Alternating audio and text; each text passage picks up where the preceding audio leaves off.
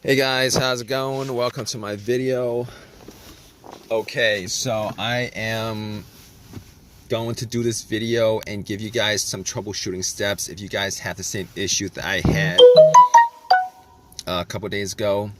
I did get the problem fixed. Just want to tell you guys what I did to fix this issue, which was a crank but no start situation. All right, so basically I was at Walmart and parked my car, went to Walmart and spent about an hour there, came back out and tried to start my car, and my car cranked, but it did not start. It kept on cranking, but it did not start. So basically, best place to be if I had a situation when I had that situation, considering, if it's something easy to fix, I could probably get a lot of things. But anyway, I cranked it a couple of times. It kept on cranking.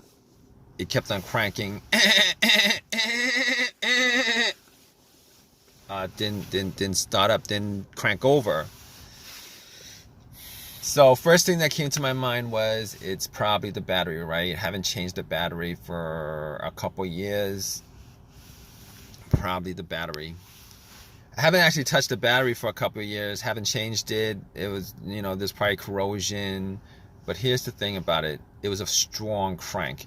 It wasn't a weak crank. It wasn't a slow crank. It was a strong crank. So that actually had me thinking, maybe it's not the battery. So I turned on the headlights, went out and checked the headlights. The headlights were pretty bright. So that actually made more of a case that it's probably not the battery. So I opened up the hood, obviously, checked out the battery. There was some corrosion on there. There was some corrosion on there. There was some corrosion on the battery. So basically what I did was I took some cans of Coke that I bought and put 2 cans and pretty much just dunked it on the terminals. Pretty much just poured it on the terminals. It's kind of messy, it's kind of dirty, it's kind of messy, it's kind of dirty. It's gonna turn syrupy on you if you guys do that, but it will. Just take some water and rinse it off, guys. That's what I did also. But anyway, it oxidizes, it bubbled up. A lot of the corrosion was taken, came off. And went back to Walmart to get a couple of things. Went back to Walmart to get a wire brush. And pretty much cleaned up the battery terminals. Got a little set of wrenches and I probably probably didn't need to do all that because I actually have a power pack to test that out. Thinking about it right now, but anyway, I cleaned it up. Try to crank it. It cranked. I mean, the crank might have been a bit stronger, but it cranked. Just didn't turn over. So I was like, all right. I forgot that I had the power pack in the back, but took the power pack out, popped it on, and try to turn it over. It cranked. It did not turn over. So at that point, I was like, okay, probably. I'm like, at that point, I was 100% sure it wasn't the battery, considering the cranks were strong. It kept on cranking pretty strong, and putting the power pack on there, it should have just started up. It did not start up. So at that point, I was like, I can rule out it's not the battery. All right. As far as the wiring on the battery, I could rule out that it wasn't the wiring on the battery either, because I actually did check out the ground wire. The ground wire is a negative cable, guys. For the most part, the ground wire is just connected to the frame of the car. I looked at the ground wire just to see whether there was whether it was loose, rusted, anything like that. It wasn't. It was very tight onto the frame, connected. There was no frayed wiring or anything like that. So I was like, okay. Okay, it's not probably not the wiring, probably not this. Okay, so I'm ruling out things at that point. All right, I'm ruling out the battery, I'm ruling out the wiring, and on top of that, I ruled out the alternator. The alternator wasn't really in you know what I thought it was causing it anyway, considering you know, it cranked up pretty strong. And cranking up pretty strong means that the battery was pretty strong. And then when I put the the cables on from the power pack, and it didn't start off up, you know, it's not the alternator, guys. You guys think it's not the alternator, it's none of that other stuff, okay? So at that point, I was like, here's the thing. As far as me, if you guys are in this situation, you guys trying to troubleshoot this whole entire thing, trying to rule out certain things.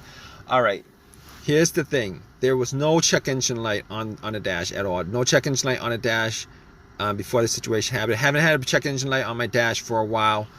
Had some other issue, but that was a long time ago. No check engine light on the dash, okay? But I have an OBD2, and I plugged it in. And what you know, this situation could be caused by also your car's computer not registering, not connected to your car for whatever reason. Could be a fuse, a short somewhere, whatever. But I had an OBD2 plugged it in just to make sure that there, you know, there's nothing that I can actually take from this situation as far as it's scanning the whole entire thing. It was able to scan the whole entire thing, scanned it, and then came back with analysis, you know, no codes, all the monitors were cleared, everything was good. At that point, I knew that it was able to read the car's computer. So there's nothing wrong with the car's PCM, ECM. There's nothing wrong with the computer at all that's causing it. On top of that, like I said, very important whether there's a check engine light or not check engine light when it comes to troubleshooting this issue. All right, no check engine light means that you could pretty much consider that, you know, all the other stuff that could be causing it with a sensor on there is probably not causing the issue.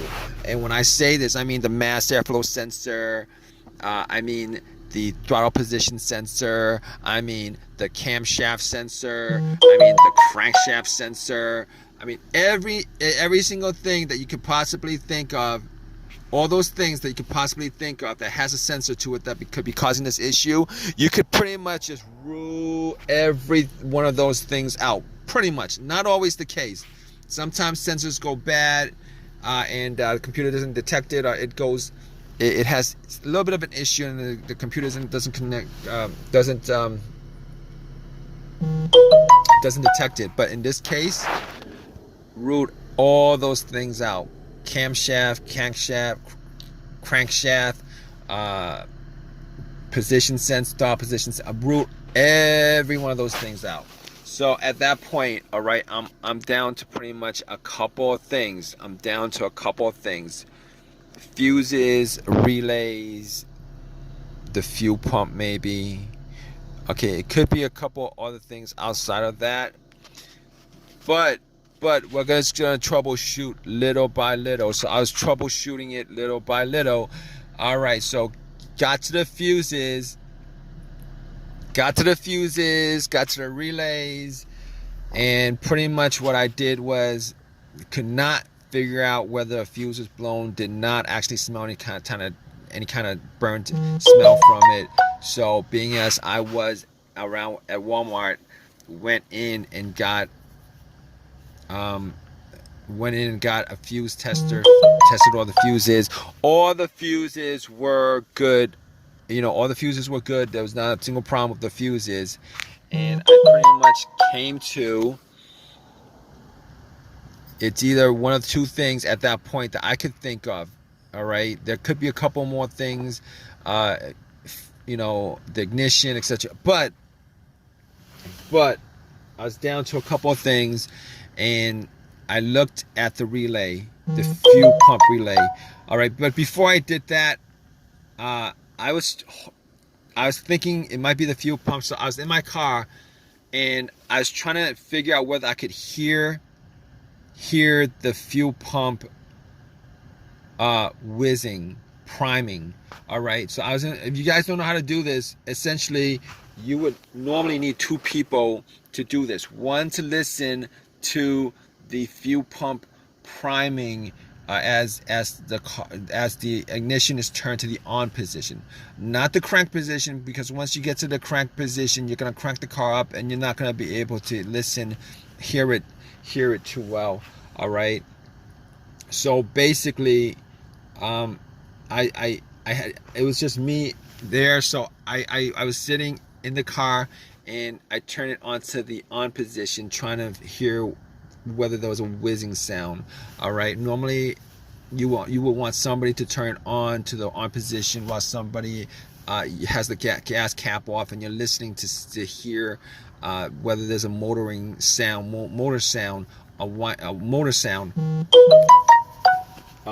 I couldn't do that. So I was listening, trying to hear it, and got to, I couldn't detect it at all. I could not detect it at all. Detect the sound at all. So at that point, I was like, oh, okay, all right, we're gonna just swap out some relays. So I looked at the fuel pump relay, and I noticed that there was another relay that was the same. I'm not sure exactly where that relay actually, what component of the car that relay was for.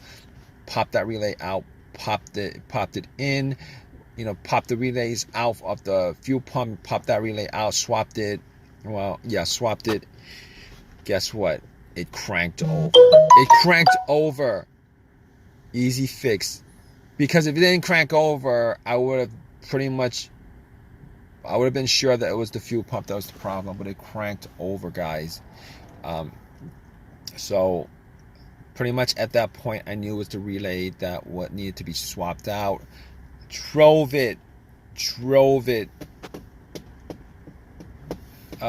an AutoZone, got the relay, and pretty much just swapped the right one back, and threw away the bad relay, popped in a new one, and haven't had any issues since, guys.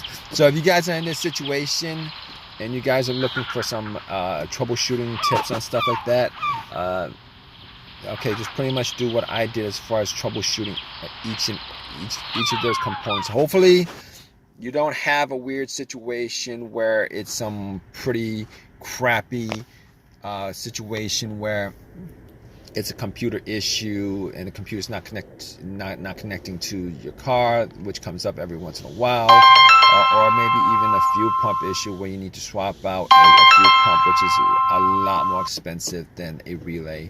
But I hope this has helped you guys out. If you guys like this video, please leave a comment in the comment section. Please subscribe. Please give me a thumbs up. Thanks. All right, guys, take care.